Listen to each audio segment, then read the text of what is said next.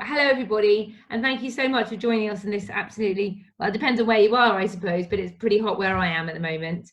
And thank Nick as well for giving us his time tonight to join us and giving insight into his career to date. So welcome, very much welcome to Nick Thompson, who is currently the Executive Director for Africa for the Tony Blair Institute of Global Change. But he's had a very varied career that I'm going to ask him about, both within the civil service and then as part of the Tony Blair Institute. And so he'd be also really happy to answer any questions you have. And as he goes through, just think about the questions and write them into the chat. And then we can, once I've asked a few questions, we can go to the questions that you might want to ask. So yes, as I said, welcome Nick, and thank you so much for being with us tonight. So my first question is, tell us what you actually do now, and what your role is. Sure. Thank you, Naomi, and hello everyone. Good evening. So my role is Executive Director for Africa in the Tony Blair Institute, TBI, as Naomi's just said.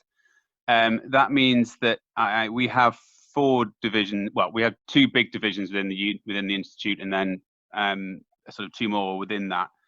One of those is on what we call the advisory side of the business, focused on Africa, which is the bit that I run. Advisory meaning we provide advisory support, essentially a kind of form of long-term embedded consulting to centres of government, presidential offices in Africa, working in currently 15 countries in Africa. So we have about 100 people working in those 15 countries, teams of between kind of 5 or 10 in different countries, and I run and oversee that, based out of London, which is where our headquarters are, but I have been based in Nigeria until very recently, and in any event sort of spending a lot of time travelling around the countries where we have teams and keeping an eye on things that way. So what does the Tony Blair Institute for Global Change look to do exactly? So our mission, we are a fairly unusual organisation, it's fair to say, because we are headed by we're a not-for-profit institute headed by a former Prime Minister, of which there are not very many for obvious reasons. And it's not a very British thing to do, to set up an institute sort of after you've left office. It's quite common in the States for former presidents, but it's not that common in the UK. So the institute is it's a sort of cross between a think tank policy unit and a more of a consulting advisory service, and that's why I say we've got sort of two big divisions, which is the policy branch and the advisory branch that I run part of. Our mission is around equipping leaders, so it's about equipping political leaders to do their jobs more effectively, building out fairly obviously of the experience that Tony had when he was in office. So the policy side develops practical recommendations and solutions to big problems, and we have a domestic UK team looking at things like, in normal times, things like the economy, employment, tax, etc., and a tech-focused team, technology and sort of society and public policy-focused team. Both of those are very focused on COVID at the moment. And then we have, in the advisory side, based in Africa, which I run, and a colleague runs teams in the Middle East and Europe.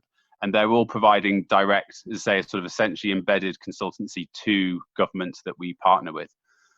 So what we're doing is putting teams of people into partner governments in Sierra Leone, Nigeria, Ghana, Kenya, elsewhere, to work alongside the presidents, the leaders in government, the sort of civil service teams that work with those presidents and political leaders to make the kind of the system of government work more effectively.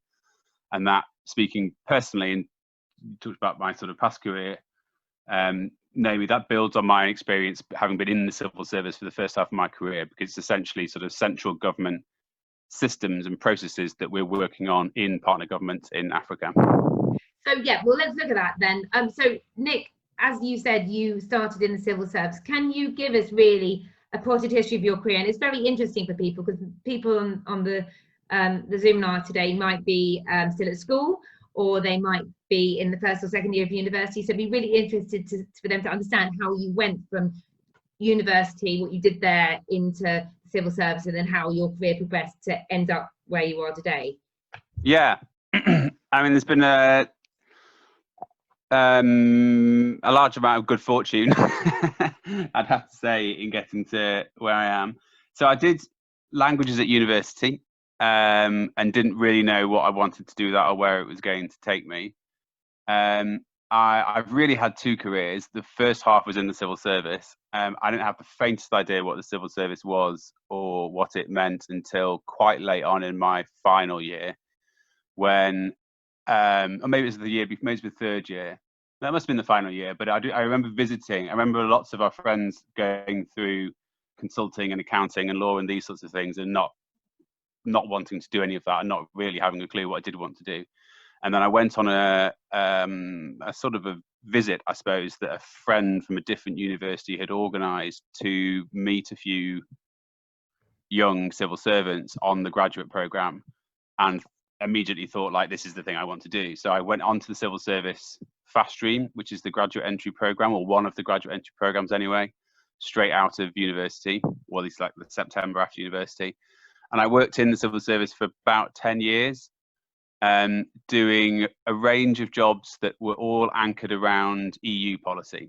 So I spent some time in Brussels, I worked on energy policy, I spent some time sort of in the Cabinet Office in Downing Street, I spent some time working on employment policy, but always with a European angle.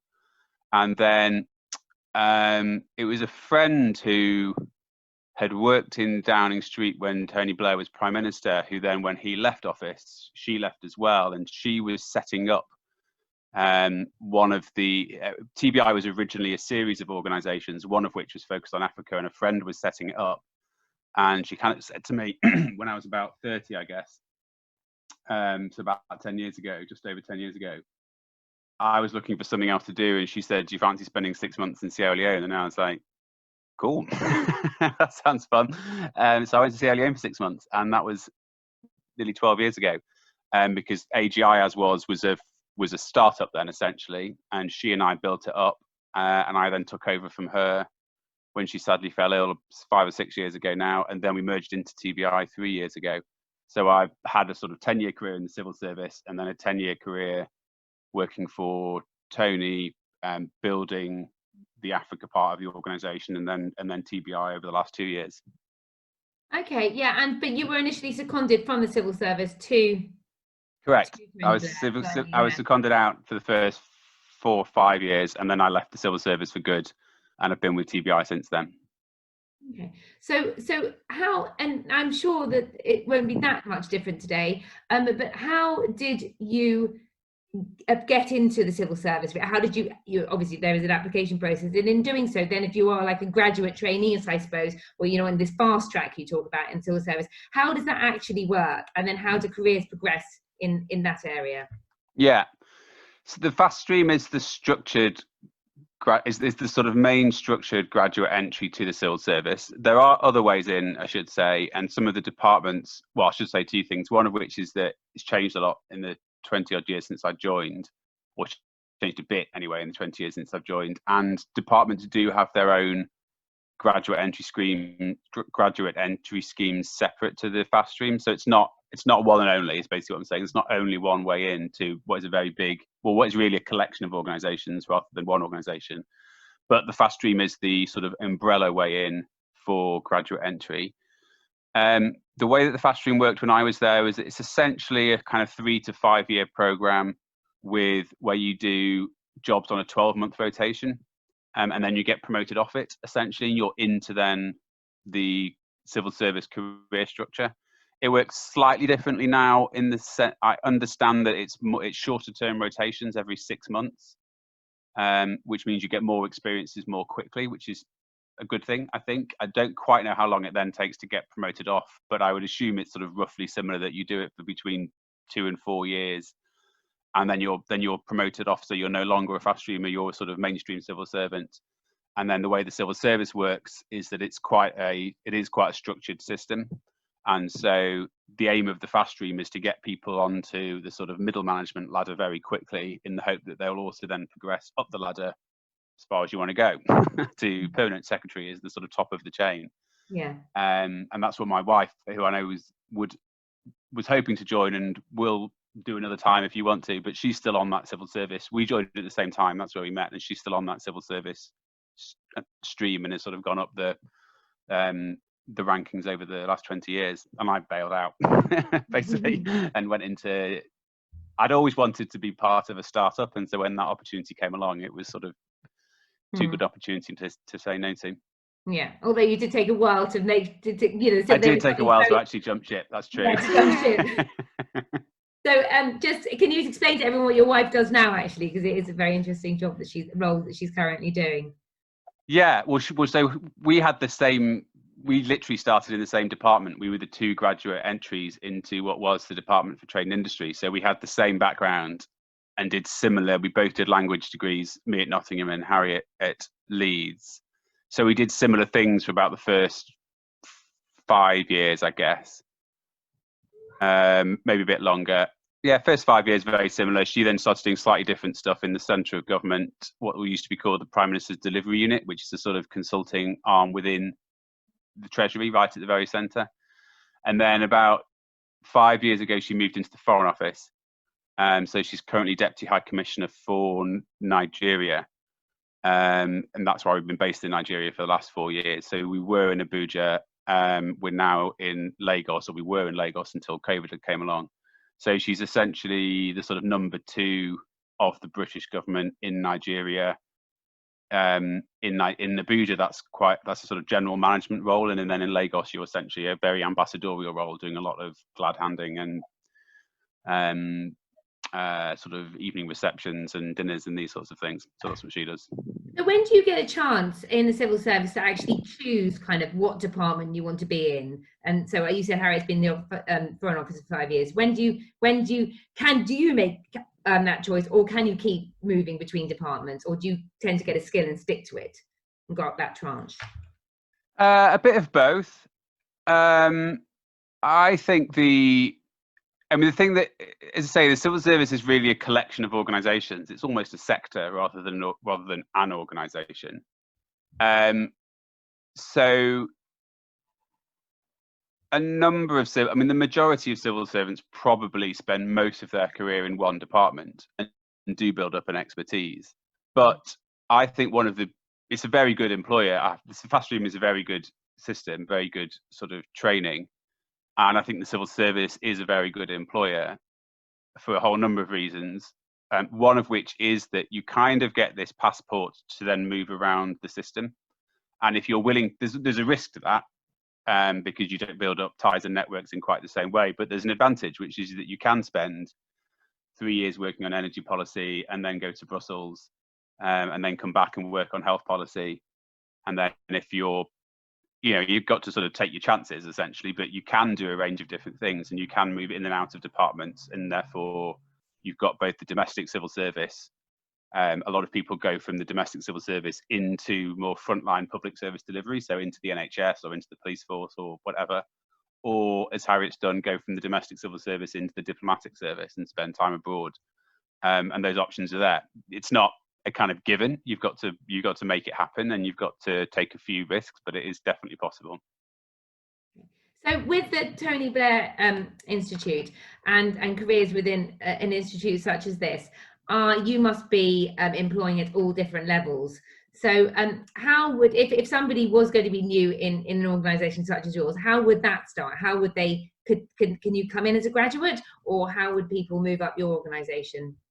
Yeah, you definitely can. It's the first answer. We do take people in at graduate level every year.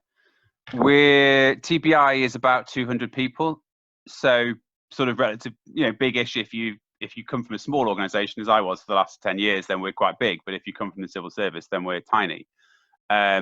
So our fewer roles, and candidly, sort of nowhere near as structured a graduate process. We just don't have that very structured system that says you'll spend 12 months doing this and then 12 months doing that, and you'll have learned X and Y, and therefore in 3 years' time you get to be this. We don't have that system.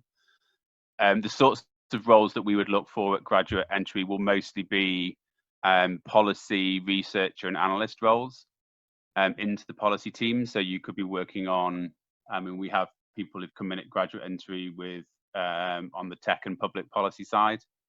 Some have done sort of 3 to 4 years with people like Google or Facebook or those sorts of organizations, and then come in to work on public policy with us. The advantage, having worked in both a very structured environment and now a much sort of smaller and, as a sort of by definition, less structured environment, there are pros and cons to each, both at a kind of relatively senior level and more junior level. The con is it is less structured, and therefore less is sort of, I mean, spoon-fed would be a bit unfair on the civil service, but it's just a less structured environment. You have to make it happen. Mm-hmm. But the upside is that if you can make it happen, and you can be much more entrepreneurial, and if you can sort of, I find it a more creative environment than I used to the civil service, because if you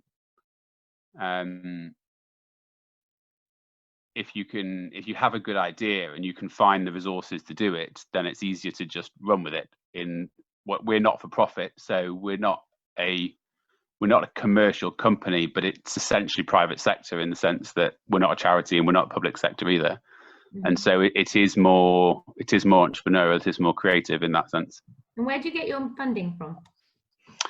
So we get it from a mix of AGI used to be a charity. AGI was the Africa organization that was the precursor to TBI. So we were a charity. So I've kind of done public sector charity and now not for profit. Can you explain the difference, Nick? Yeah, a charity essentially means it's regulated. So there is a charity, you have to be registered to be a charity, and you have to have a specific public good as your mission. And there are certain restrictions around what that can be. And if you get it, then it means you have a board of trustees, and it also means you get certain tax-free status because you are charitable. Our work in Africa was charitable and remains so. The reason we're not as TBI is because some of the more policy-orientated work is more political in nature, and that's not charitable. Still not for profit, still sort of doing good in the world, but it's not charitable. So sort of legal differences that flow from it. But it does mean, again, you're a bit more entrepreneurial compared to working in the charity sector. Mm-hmm. What was I going to say? I think we were talking about the difference between an NGO, a not-for-profit, and a charity. Yeah, I was going to say something else and it's gone from my mind, but it'll come back to me. When it does. So interestingly, also, you talk about people coming in as in research areas. Do you see the governments that you work for as your clients, or do you? Because you're money. That's what I was going to say. Go on. Okay, do you say that first, and then I'll ask. Governments as clients. Well, no, you said you remembered what you were going to say. Yeah, well, you asked where the funding came from, yeah. And one answer is sometimes it comes from governments and therefore their clients, but it also comes from philanthropic foundations. So we get money from the likes of the Bill and Melinda Gates Foundation, and those kinds of other organisations that exist, mostly in the US, but some here as well.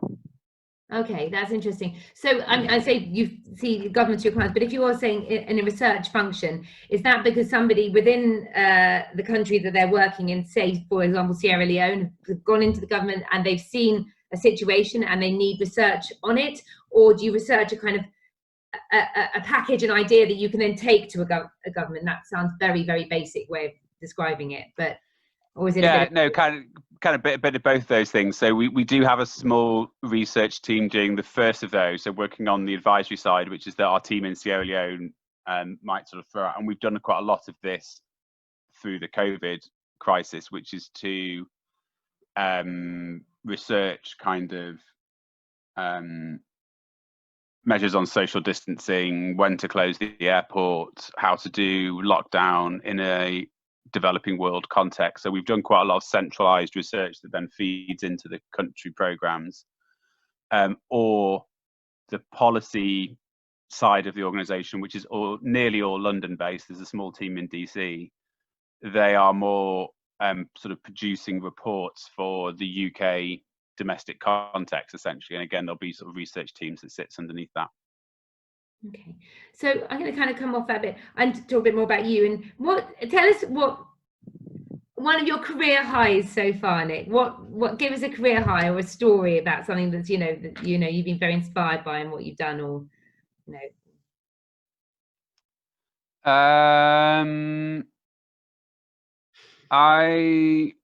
That's a good question. I feel very fortunate to have done lots of interesting things. One of my favourite jobs still was one of my very first ones in the UK civil service. I went to work in Brussels when I was, it's my second job, so I was probably about 24. And I mean, admittedly, this will have changed a bit with Brexit, but there is essentially a embassy in Brussels. It's called the UK representation. It's the UK team negotiating in the European institutions. So you go to the council meetings where all the 25 member states sit around a table, this massive table that's about sort of 20 meters long or something, and there's literally 12 countries on either side and someone sharing it. And I was the UK representative for not obviously kind of the biggest things going on in the world, but a bunch of consumer regulations and some single market stuff that was being negotiated. But it meant that I got to sit at the table with the United Kingdom flag in front of me, and I got a brief from London, and I pressed the button and said, like, this is what the UK thinks on this issue. And doing that age 24 was both huge fun and one of the best sort of learning experience. I learned so much in that job, probably more than I have in any job since then. Yeah. So to go into the civil service or something like that, I mean, obviously you didn't really know what you wanted to do, but you knew what you didn't want to do. So what kind of person do you think is the kind of person that would look for a career in the civil service? Yeah, that's I mean, it's a very diverse place. So I wouldn't want to pigeonhole anybody. I went in with the languages background, and that is why I went into the European stream in particular. There is also a science background. There's a finance stream. There's a science stream, a finance stream, an economics fast stream, and then the sort of generalists. You do need to civil servant fast streamers in particular do tend to be generalists, and that the system is sort of designed for that you can be working on health policy one day and education policy the next, and have the ability to sort of develop general policy skills and move from one area to the next. So generalists more than experts, which means that a sort of broad perspective, be interested in public policy, be interested in sort of big questions and how you solve them. Mm-hmm. I want in AGI, after I'd left the civil service, I worked alongside some consultants from McKinsey much more, which is also, I have to say, I think an absolutely brilliant sort of graduate train, not just McKinsey, but McKinsey in particular, but McKinsey and... Who else other than McKinsey, would you say? I know McKinsey probably the best, but McKinsey, BCG, Deloitte, PwC, Ernst & Young, I think those graduate programs are extremely good. And just for the sake of sort of 5 years of really professional training, I don't think you can go you'll work hard and you'll get paid okay for it, but I think you get very, very good training from which you can then do an awful lot of things. But I was working alongside a former McKinsey colleague in Sierra Leone who was absolutely brilliant, way cleverer than I am. But what was really striking to me was that she really focused down on quite specific problems in order to answer them. Whereas in the civil service, you have to keep a much broader perspective, because if you solve sort of one bit of the problem for the government, but something else happens as a result, that doesn't really help the government. You know what I mean? Because you've got to solve for everything at once. So I think the public service, civil service tends to deal with broader problems. This is obviously a sweeping generalization, but tends to deal with sort of broader issues that don't have neat solutions. That's why government needs to step in and solve them. Whereas within the private sector, you can focus down a bit more squarely on, we've just got to get from A to B, and then our job is done, and that's how we do business and make money. So quite a broad perspective, quite a sort of flexibility, ability to go from one thing to the next, be interested in public policy without being, I mean, it's an interesting point here. I would say, because civil service is different from being, civil service is essentially apolitical.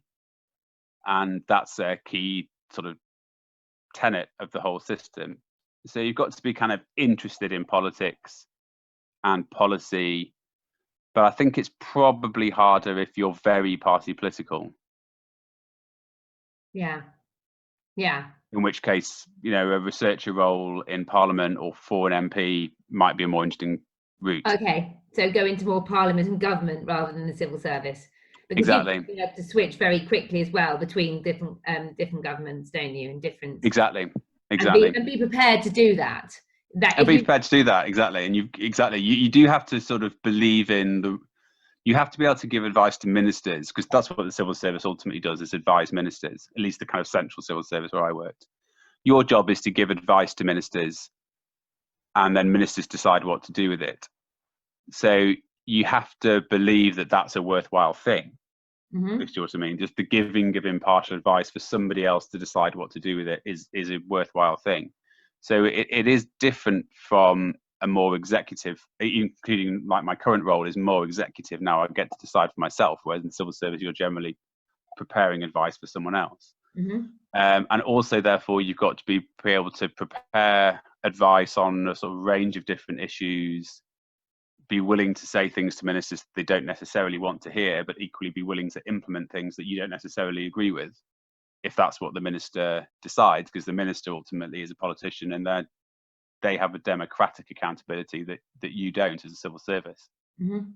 So then you can give them advice, they then decide what you want to do, and then you have to work out how to implement that advice. Exactly. Okay. It's very cool. Some parts of the service. Yeah. But some parts of it certainly are brilliant, and there are days when you sort of you're working on something that is going to a minister or the prime minister and sort of on the news that day, and you know that you're working on national issues, and that's very cool. That is very cool. That is very, very cool. And you're working on pretty cool issues now. So what can you tell us you've spoke about COVID-19. Can you tell us some of the issues that you as an organisation are working at the moment, or you're managing people to work on at the moment? Yeah, so I mean, our job is to help governments to deliver their own priorities, but to have the internal system, the decision-making systems in government to do that. So our sort of general principle is that we work on the priorities of the government of the day rather than our own, and that differentiates us from a number of development organisations and NGOs who tend to have a sort of we're the malaria people, or we're the anti-corruption people. We sort of say, well, we're the governance people, so we'll help political leaders to deliver, but it's their choice, because then that's where the democratic accountability comes from. That means that COVID aside, which is what we're mostly working on at the moment, we're usually working on energy, power sector development, agriculture quite a lot, and sort of job creation, healthcare reform we're working on anyway, and then that's become sort of very COVID focused. Those are the main things, and sort of private sector development and investment we work on a lot as well. Okay, and obviously you've worked very closely with Tony Blair. And he did make that transition from Prime Minister, what he does now, pretty quickly and pretty well. And I'm sure the people here will be interested to understand. And I don't know, and what makes Tony Blair tick? What makes him? People always say, "Gosh, do you actually work with him? And what's he like?" I don't know if I can ask that on a Zoominar. You've got to be careful, Nick. I think it's better off to say, what makes the great man tick? Well, I mean, I think that so the two things that are massively privileged about my current role, when you're talking about careers high, one is building an organisation, which I've loved doing over the last 10 years. And the other is working with political leaders, because we get to work with the sort of presidents or the president's offices in all the countries we work in. And all political leaders that get to that level, so not just Tony Blair, but people like him, have this phenomenal drive and self-confidence and sort of belief and optimism that is different from anyone else I've come across in other walks of life. So Tony has it, but other people other sort of big political leaders that we work with are very similar. They've got this phenomenal optimism and sense that they can change the world, and sort of believe that they can change the world every single day. And Tony still has that now. 12. I mean, he was prime minister at 40. Don't know exactly, 42 or 43, I think. Basically, our age. Yeah. Exactly. And so you think that you don't get to be prime minister at 43 without having a phenomenal drive and self-belief, because he must have been on the path to being there in his mid-30s. Yeah. And that is a completely unstructured environment. Like there's no career structure to becoming prime minister at 43. You just have to go for it. Yeah. And it was the only job in government that he's ever done. Yeah. He was never a minister. He was never junior minister. He didn't really come up through the ranks as such, because Labour wasn't in power in that point. So he was an MP, and then he was a barrister, and then he was an MP, then he was prime minister, and then he, let's say, sort of created a range of organisations that became TBI. But the thing that he's an extremely accessible, easygoing person, hence very easy to work with. And it is a real privilege to work with him. But the thing is this sort of phenomenal drive and optimism that he believes that he can make a difference, and therefore he believes the people around him can make a difference. And that makes it quite an inspiring place to work. Challenging.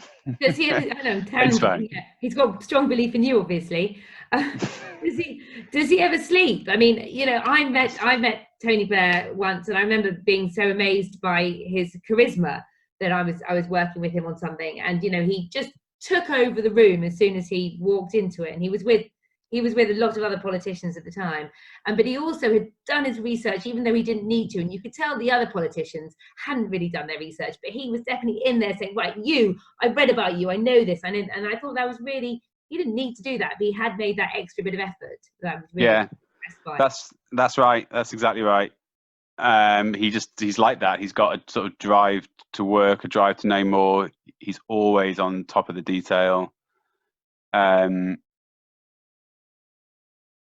don't know where that comes from. For everybody, isn't it? That whole, and what we try to do with the talent tab as well is to, you know, if you've got that drive and that determination, you know, and then you do things like people that we work with that make the to take the plunge to come on the talent chat. You're on the start of a process to get ahead, and then, you know, you take everything you can from every opportunity and make the most of it, and have confidence in yourself to do that.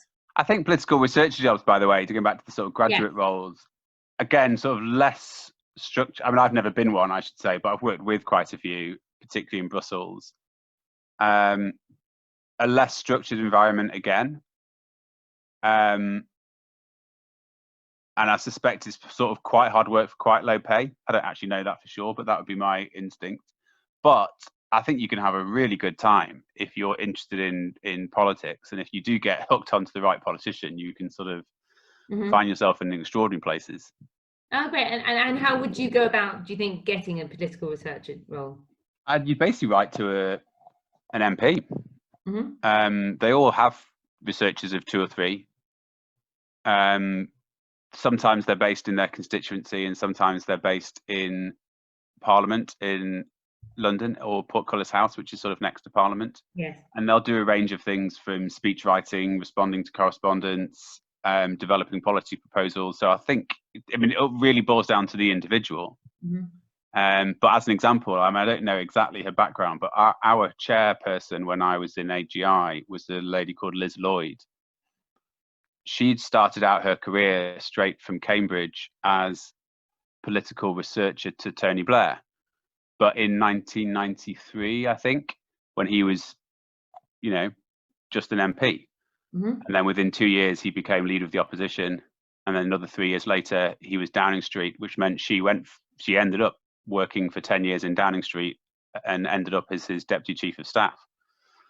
There was no, there was no kind of career structure for that. She just happened to get a job with someone who became prime minister. But, you know, I think those are cool jobs. They are, yeah. No, and I've seen that. So obviously, with the whether or not you need to have a degree to get into certain jobs, I would say for the fast track, the civil service, yes, you do need a degree. Fast track, fast stream, yes. Civil service generally Probably, but not necessarily. You'd need to research that a bit more. Yeah, but and I think though that even if you're looking at political researchers, it's not necessarily absolutely necessary. I know that our local MP that supported us, her researcher in the local constituency doesn't have a degree. She's looking to do one on the side, but she's started at the bottom because she's interested and is working up, and there are definite opportunities that way. Yes. Yeah. Does anybody have any questions for Nick? It would be great to know if anybody had any questions on his past career, his present career. A little bit of nuggets he might be able to tell you about anything. Please, somebody. Otherwise, I can keep asking you questions, Nick. That's fine by me. Really. I remember staying with you, Naomi, when I was doing the Civil Service Assessment Centre. Do you? A long time ago. In London? In London. Oh, now one, you're showing us our age, and two, you're showing us that, telling everybody what friends we are. Exactly. Which the other thing I'd say on the assessment centre, which is the way that you get into the fast stream, I think it's a day now, but it was 2 days when I did it. But for anybody who is interested in the fast stream and wants to know more what it's like, the assessment centre itself is a very good process. Yes. And someone said to me halfway through, you won't really have, it's very hard to judge how well you're doing at the assessment centre because it's a range of sort of simulated meetings and exercises. He said, but if you enjoy it, then you would enjoy the civil service. Okay. And if you don't enjoy it, you've not lost anything because you probably wouldn't like it anyway. Yeah. Which was really good advice, and sort of I then went on to become an assessor of the fast stream, which was great fun. Mm-hmm. So what organisations akin to the Tony Blair organisation that work within your realm do you say, both internationally and locally? So who would be people that you would talk to for advice, or who would be like your kind of organisations akin to yours? Yeah, good question. And I see Owen's asked one, so I'll come back to that in a moment. I think that so within the not-for-profit sector, well, a couple of things. So the organisations that are most like us in terms of the work that we do are the consulting firms. So people like McKinsey, BCG, and others. We're not the same for a whole variety of reasons. We are not-for-profit. We have longer-term roles. We're more sort of politically orientated than they are, but they're similar to us. Within the charity sector, I know that you get good graduate entry programs at places like Save the Children. Yeah. And Oxfam. Save the Children in particular, I know sort of probably best of that sector, and they're a very good organisation, and they will have good jobs. And I don't know for sure, but I suspect sort of schemes that work quite similar to the fast stream. Mm-hmm. And I think that is a good career path. Yeah. I think you can increasingly move between both organisations and sectors now, more so than you could sort of 15, 20 years ago. Yeah. There's quite a lot of small startups. The philanthropic world is dominated by sort of big organisations like the Gates Foundation and sort of international organisations like the Global Fund or the UN system, all of which will have sort of entry routes, but then also quite a lot of small organisations that are built around either wealthy individuals, philanthropists, or sort of single issue topics. And that's a bit more sort of luck of the draw. You just kind of have to find them.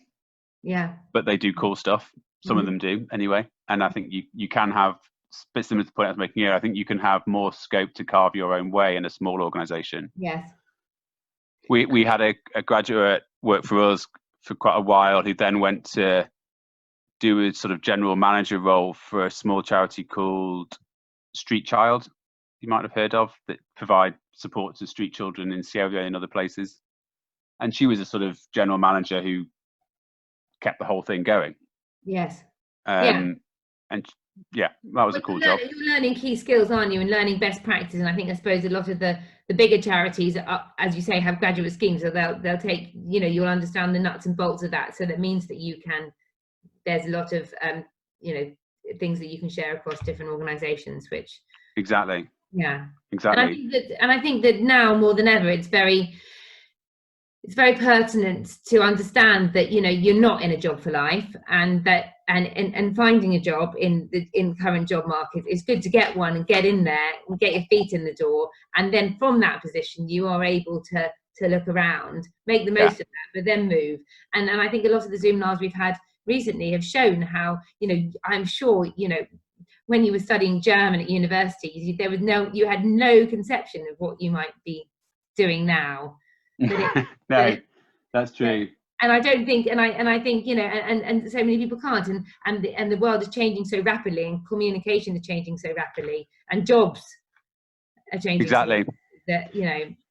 I once said, I could come to these questions, but I once said, this is a long time ago, it's probably about 8 years ago, but I remember somebody asking me, so we were AGI and we were much smaller, we were probably an organisation of about 25 people, and maybe we were sort of 2 or 3 years old.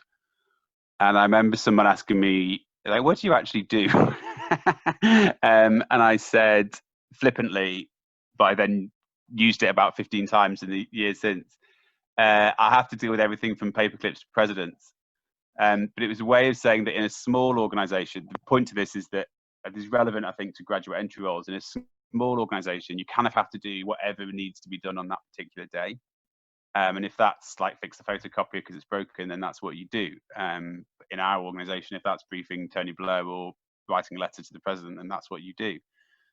But I think that is true of lots of small organisations and startups, that you do the whole range of stuff that organisation does, some of which will be, I mean, a lot of which will be the sort of drudgery of keeping an organisation going and paying the bills and all the rest of it. You don't get that same experience in a big environment like the civil service. And I wouldn't actually say, I feel very fortunate to have worked in both. I wouldn't say that one is better than the other, but they are different. You get a lot more hands-on experience and responsibility in small organisations, whereas you do get sort of breadth and a structured learning environment in places like the civil service. And I think they're both good. There's an argument to say you could do a bit like you did in the civil service to get that breadth, and then you can. Yeah, but I think it works the other way as well, and I'm sure you can do, because you learn. I think you learn a lot of practical skills in running something that you'd get even in something like an MP's office. You've got to like hold it together. You've got to run an operation, and I think those skills then serve you very well if you go into an environment like the civil service, because you can run stuff, you can make things happen. Well, let's look at some of these questions. Well, let's go from the top. Owen, what would you say was your biggest one that's probably white saber complex so far? Yeah.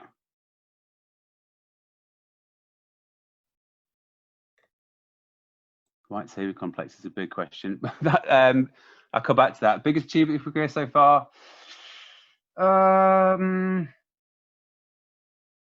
I don't know, actually. I should have a better answer to that. I think the most impactful work we've done as an organisation was during the Ebola crisis in 2014-15.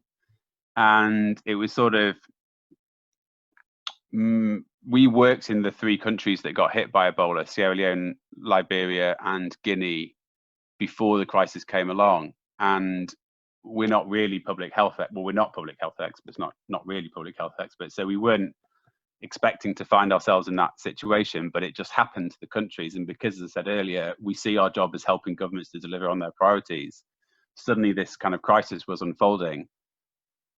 And we don't know, we didn't know anything about Ebola or public health, but we kind of said to ourselves, well, this is the biggest priority that they're facing, so we ought to help them deal with this, shouldn't we? And so we did, and I was in the UK, but the teams pivoted to support it and ended up playing a role that was essentially kind of helping the government to work between themselves and the humanitarian sector that then stepped in a big way.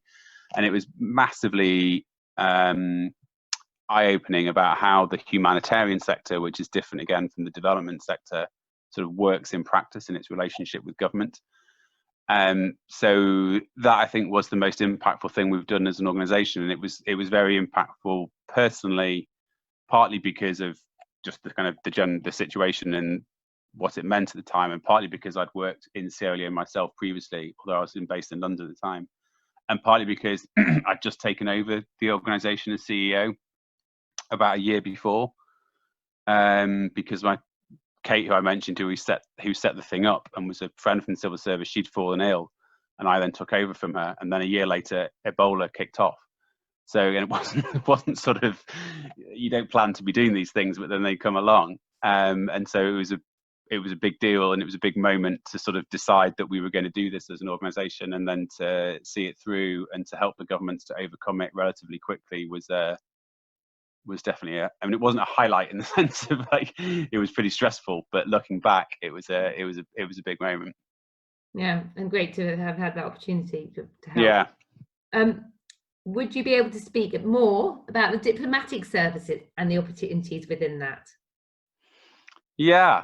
So I should say that I've worked for the Foreign Office once during my civil service career. I did one secondment into the Foreign Office whilst I was in Brussels for 2 years, but I've never been a career diplomat. You can join the Foreign Office both. They have their own fast stream, which is the same entry process or sort of similar entry process to the one I described. And I'm fairly sure they'll have their own system as well, but I don't know exactly how that works.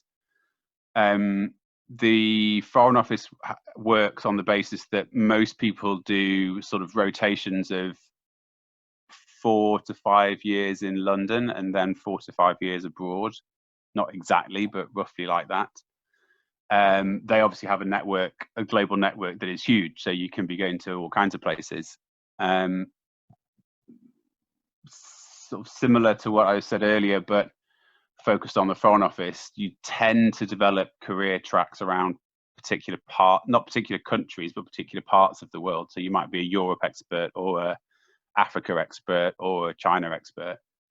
But you would still be expected to do, certainly over an entire career, you'd be expected to work in a range of different countries and do a range of different things. So you might do, I don't know, climate change and European policy whilst you're in London, and then go to France or America and then come back and do consular services, which they obviously run, and then go to China for 4 years.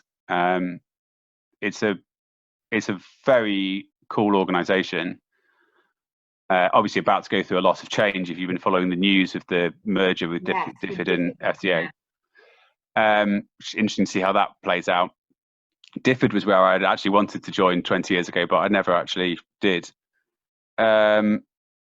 What was I going to say? Yeah, it's a very particular career, the FTA, because you do bounce backwards and forwards, and you sort of have to enjoy the expatriate lifestyle that goes with that, which has lots of upsides, but some downsides, certainly when you get into families and children and all those sorts of things. Yeah. Does that answer? I think that's really helpful. And obviously, so in the UK you're doing more policy, but when you're within a consulate or something, then you're dealing with the UK. You know, you're representing the UK within that country, and I suppose and helping all the UK residents within that country as well. Yes, exactly. So in an embassy or high commission, you'll have a sort of visa and consular team that are, as you say, helping the Brits in country. Mm-hmm. And then you'll have a range of policy teams dealing with investment, climate change, education.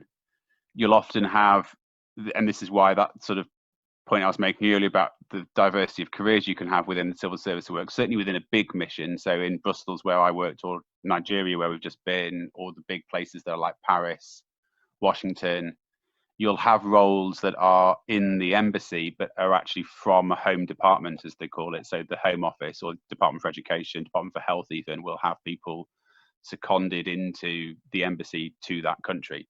Mm-hmm. So you could spend most of your career in Department for Education, but also do 4 years in Nigeria, for instance. Okay, that's interesting. Hema says, thank you so much for your time, Nick. I found it really helpful. I was wondering if within the work you provide for African countries, do you have any training education at all for your employees about the white savior complex? Yeah, that's a good question. We actually I'm chairing a set of conversations this week and next on the back of the Black Lives Matter protests that are happening at the moment, and what we think that means for us as an organization, both sort of internally, but also in terms of the work that we do.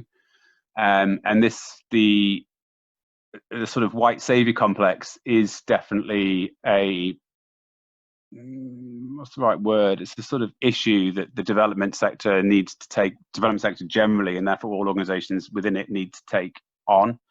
And I've seen, sort of interestingly, Save the Children have actually just put out a press release saying that they're going to revisit all of their public comms and advocacy work to not be reflecting sort of hierarchy between white lives and black lives, essentially, which you can get in the charitable section, where all of your marketing agency is essentially poor black children, and you're saying, look how terrible this is, you should give them money. we do come at the sort of work in Africa from a slightly different perspective, because we're about supporting governments to deliver on their own priorities rather than pure charity in the sense of, look how poor they are, we should build a well. So it is about, in essence, empowerment, and starts from a more optimistic view that there is an incredible amount happening in Africa and African countries, but governments need more support to fully sort of deliver on that potential in order to then not need the support that comes from the development industry. So it's a big question that doesn't have a very sort of specific or short answer. Within our teams in particular, we made the decision about 4 or 5 years ago that we were going to do much more hiring locally for some of these reasons. And so our workforce is about 60% local and 40% international at the moment within the Africa teams. So a sort of broad answer to what I think is a big question, and will stay a big question for the development sector in particular in the next few years. Yeah, it's a tricky one. What is the criteria the countries need to have for the Tony Blair Institute to help? That's interesting. And for example, do they need to uphold human rights and have a legitimate democracy? Yeah, we basically have to believe in the leadership of the country that supporting them to deliver on their priorities would be a good thing.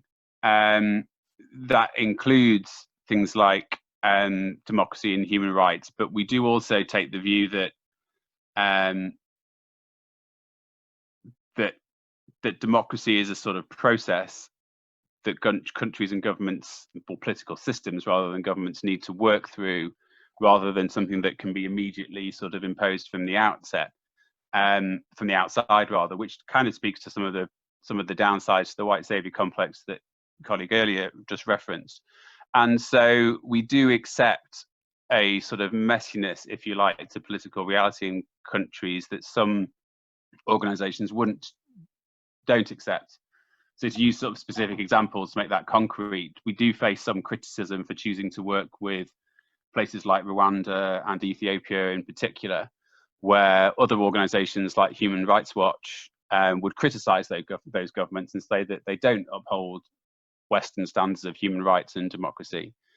And that's a kind of valid perspective. It's simply that our view is the better way to support progress is to work with those governments from the inside to improve things, rather than simply to criticize them from the outside, which is the role of advocacy. Mm-hmm. I don't actually think that it's sort of one is right and one is wrong. I think you want an ecosystem in the way that these things happen, and therefore there is a role for advocacy organizations like Human Rights Watch or Amnesty, and there's a role for internal capacity building support which we provide, and they're just different, and so you have to make a different judgment about what you're there to do, and therefore where you're prepared to work. I think that's really good. I'm writing it down myself, actually. Does the political climate of division, Brexit, US current situation, so much going on, impact on your work or concern you with respect to the international relations worldwide, or our international relations worldwide? Yeah, great question. I'll give you 3 answers to that. One of which is, in terms of my work, particularly in Africa, not hugely. In terms of the Institute, it does, in the sense that we have taken, certainly Tony Blair has taken quite a strong stand against Brexit, or had taken quite a strong stand against Brexit up until last December. That's his politics. That's also my politics. So in that sense, it does make a difference. On a personal perspective, I do think it's quite concerning what's going on in the world at the moment.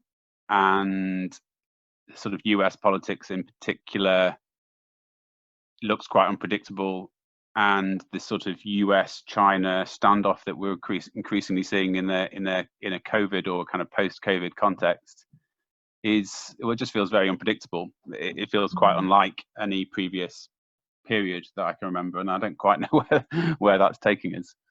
Yeah. Unpredictability is the thing that sort of stands out for me at the moment compared to, I mean, anything up to about 2016. It feels a much more unpredictable time than previously. Yeah, that's really interesting, Nick. It's really interesting. And there's a lot to play for with the American election as well coming up. Exactly. Yeah, there is. Definitely. Does anybody have any other further questions for Nick? I mean, they were great, really great questions and very well answered as well.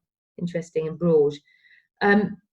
Otherwise, Nick, if there's any last parting remarks you'd like to give us, or any things that some people do give this, anything that you've learned, in your time that's helped you get on in your career, or a little catchphrase that you might have that you've imparted to any of your people that work for you, it would be interesting to hear.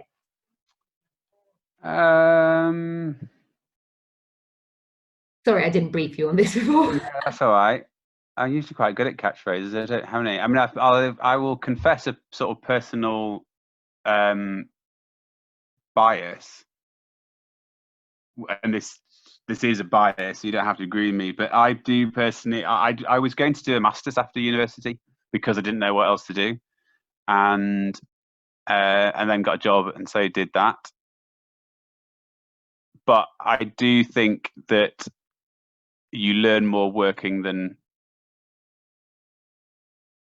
In a large number of cases, you can learn more working than sort of degrees after degrees. Yeah. Personally, yeah. There are other benefits to things like masters and certainly MBA programs in terms of the networks that they build and the connections that they give you. But in terms of pure learning, I think you learn a lot by doing, and I think a lot of your best learning experiences comes on the job rather than sort of training aspects, which is a way of saying I think kind of throwing yourself into things actually is the best advice.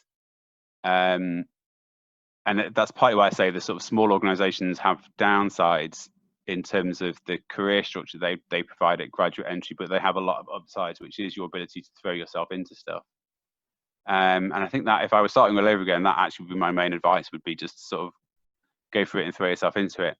I remember spending a lot of time in my 20s thinking that kind of the grass was always greener and you wanted to be doing other things, other kind of careers. And I don't think the grass is greener. I think it's what you make of the situation that you're in. And so, yeah, sort of throw yourself into whatever it is that comes your way, I think would be my main advice. I think that's good advice, Nick. Yeah. I think it's good advice, and learn from everything that you've done. Yeah. Really good advice. Thank you. You can move around. Sorry, I'm just waffling now, but I have found, having joined the civil service in a very structured environment, I thought I was going to be a civil servant forever. And when I left the civil service, I definitely realized that there were loads more jobs out there than I thought I had. Loads than I thought there were. Loads more transferable skills than I thought I had. And actually, I've probably done a bit of this myself, but you can focus on the differences between public sector, private sector, charity sector, all the rest of it. But there's an awful lot of similarities. Organizations are organizations at the end of the day. And so you can build a really good, interesting career in all of them. And hence it sort of brings you back to whatever it is, wherever you find your feet in a first role after school or university, whichever it is, sort of throw yourself into it. You don't, as you said a moment ago, Naomi, I never thought I was going to end up here. There is no way I would have predicted large parts of my career 20 years ago. Mm-hmm. Certainly not when I was still at university. Mm-hmm. But things happen. Opportunities come along. Some of them are good opportunities, like Kate, who was setting up AGI, and some of them are bad opportunities because Kate fell ill and died, and that's how I got to take over AGI. And then Ebola happened, which obviously was I've sort of said was the highlight of a career, but was an awful period. So good things happen and bad things happen, but you, as I say, sort of throw yourself into it. Whatever it is that you find first, throw yourself into it and see where it takes you. Thank you. Advice. Thank you. That's really good advice. Really good advice, and thank you for your time, Nick. And Pleasure. yeah, and I know everyone else who really find that helpful and interesting.